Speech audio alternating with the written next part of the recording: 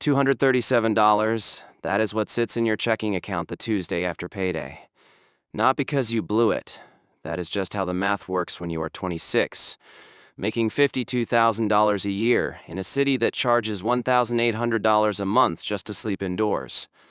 My name is Jeff Whitfield, and welcome to my money mindset. I'm not a financial advisor, and this isn't advice, but my goal here is to help you improve your mindset around money. You go to work, you come home, you scroll, you sleep, you do it again. That is the rat race, and the strange part is it never feels like a trap while you are inside it. It just feels like life. The shift happens quietly on an ordinary Sunday, when you finally open a spreadsheet and add up everything you own against everything you owe. The number that comes back is negative $3,100. You are 31 and worth less than zero on paper.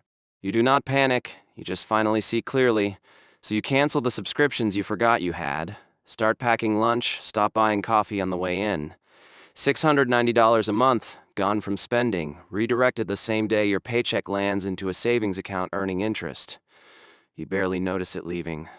13 months later, there is $9,000 sitting there, and checking that balance gives you a calm you were not expecting. $9,000 will not pay off the loans or buy a house. But it is yours, and it means a car repair or a doctor's visit stops being a crisis. You keep going. By 34, the credit cards are gone. Savings past $20,000. A Roth IRA started. The loans cut nearly in half. Friends are leasing cars and posting vacations they never explain. And some of those friendships were built on a shared complaint you have quietly stopped agreeing with. By 37, at nearly midnight, you open the real spreadsheet one more time and scroll to the bottom. $126,000, net of everything. The student loans paid off over a year ago, so quietly you just made dinner afterward. Nobody claps. Nobody even knows the number.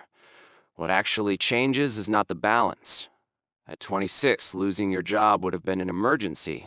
Now it would be a decision, one you would have time to think through.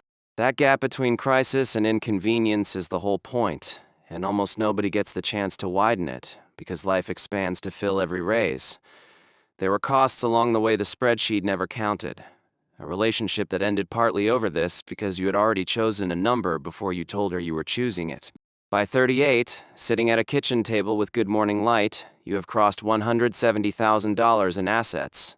Income near $90,000, and enough saved to cover 2 years of living without touching a single investment. Not 2 months, like most people.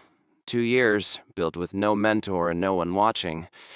The roof on a small property you co-own needs repair, somewhere between $4,000 and $11,000. At 26, that number would have ended your month. Now it is just an email you answer after breakfast. You still have problems. What changed is who they belong to, and whether they own a piece of you, or you are simply the person handling them today.